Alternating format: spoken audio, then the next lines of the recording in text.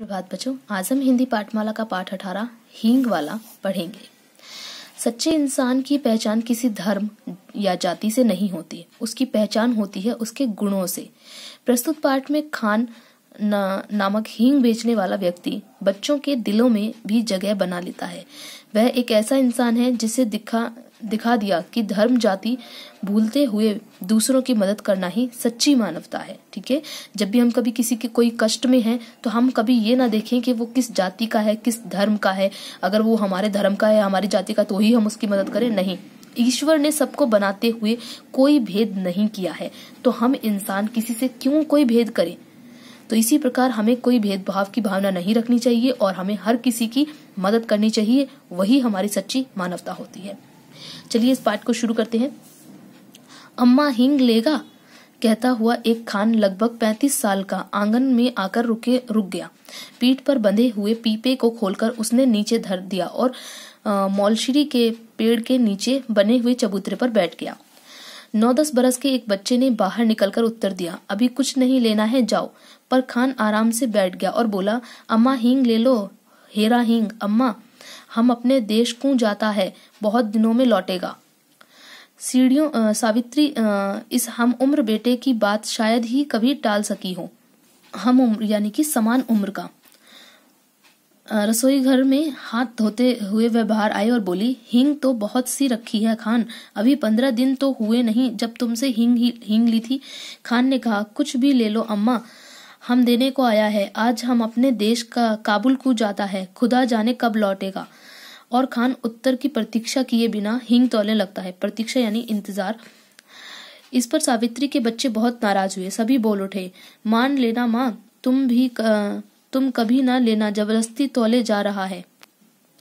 बच्चे कहते हैं, मत लेना माँ, तुम कभी ना लेना, जबरदस्ती तोले जा रहा है। जब खान ने हींग तौलकर पुड़िया बनाकर सावित्री के सामने रख दी, तब सबसे छोटे बच्चे ने पुड़िया उठाकर खान के पास फेंकते हुए कहा, ले जाओ, हमें नहीं लेना है, चलो माँ अंदर चलो। सावित्री ने 6.25 आने लाकर खान को दिए। खान सलाम करके चला गया, पर सावित्री के बच्चों को माँ की यह बात अच्छी न लगी। वे तीनों बहुत नाराज थे। उन्हें यही लग रहा था कि माँ ने खान को इतने पैसे दिए, अभी हम मांगे तो कभी ना दे। सबसे छोटा बच्चा, जिसकी उम्र 6 वर्ष के लगभग थी, बोला, भैया मांगो तो भला माँ से पैसे, फिर हम लोग मलाई की बर्फ खाएंगे। बड़े बच्चे ने कहा, माँ तुमने खान को वैसे ही 1.25 आने दे दिए हैं, हींग की कोई जरूरत नहीं थी। इससे आगे कुछ कहने का साहस उसे न हुआ। छोटे के कानों में मलाई की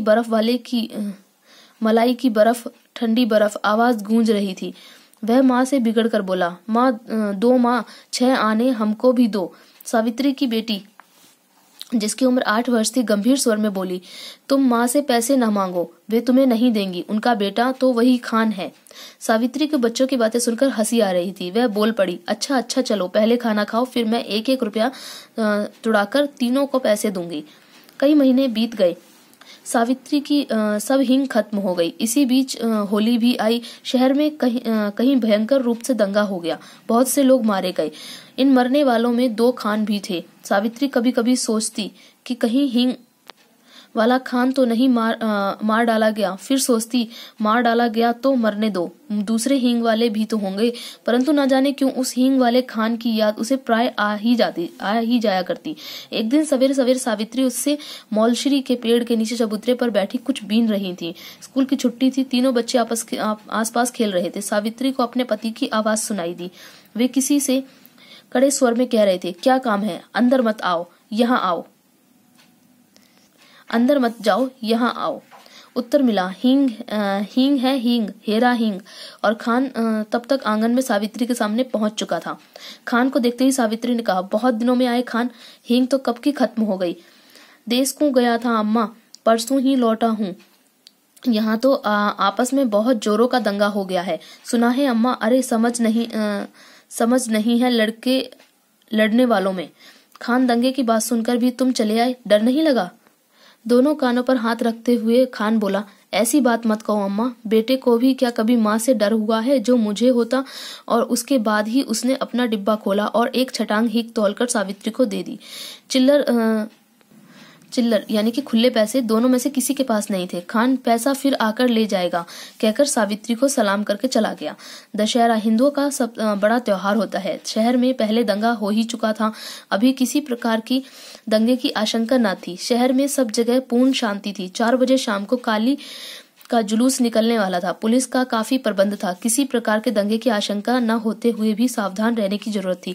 सावित्री के बच्चों ने कहा कि हम भी काली का जुलूस देखने जाएंगे। सावित्री स्वभाव से कुछ भीरू थी, भीरू यानी कि डरपोक। फिर भला वह बच्चों को जुलूस देखने कैसे भेज दे, जबकि उसके पति भी घर पे नहीं है। उसने बच्चों को पैसों का, खिलौनों का, सिनेमा का न जाने कितने प्रलोभन यानी लालच दिए, पर बच्चे न माने सो न माने। नौकर श्यामू स्वयं जुलूस देखने को बहुत उत्सुक हो रहा था। उसने भी कहा, भेज दो ना माँ जी, मैं अभी दिखाकर लिए आता हूँ। मोहल्ले के और भी तो लोग गए हुए हैं। अब बच्चों ने और भी जोर पकड़ा। उनका एक समर्थक यानी कि साथ देने वाला भी तो बढ़ गया था। न लाचार इच्छा न होते हुए भी सावित्री को काली का जुलूस देखने के लिए बच्चों को भेजना ही पड़ा। बच्चे खुशी खुशी काली का जुलूस देखने गए। देखते ही देखते दिन ढल गया, अंधेरा भी बढ़ने लगा, पर सावित्री के बच्चे न लौटे। अब सावित्री को न अंदर चैन न बाहर। वह घबराई हुई बच्चों को भेज देने की मूर्खता पर पछताती हुई कभी अंदर कभी बाहर आती। इतने में ही कुछ आदमी सड़क पर भागते हुए जान पड़े। वह दौड़कर बाहर गई। उन आदमियों से पूछा, क्यों भागे जा रहे हो? काली का जुलूस तो निकल गया ना? दंगा हो गया माँ जी, एक आदमी कहता हुआ आगे बढ़ गया। सावित्री के हाथ पैर जैसे ठंडे पड़ गए, पर करे भी तो क्या करे। साल भर के गोद के बच्चे को ना तो वह छोड़ कर ही जा सकती थी और ना लेकर ही। मोहल्ला पड़ोस में भी कोई ऐसा नहीं जिसे वह भेज दे। उसे रह रहकर अपने पर क्रोध आ रहा था। आखिर उसने बच्चों को भेजा ही क्यों?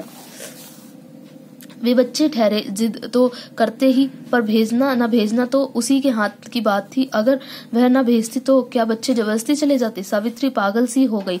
बच्चों की मंगल कामना के लिए उसने सभी देवी देवताओं मना डाले।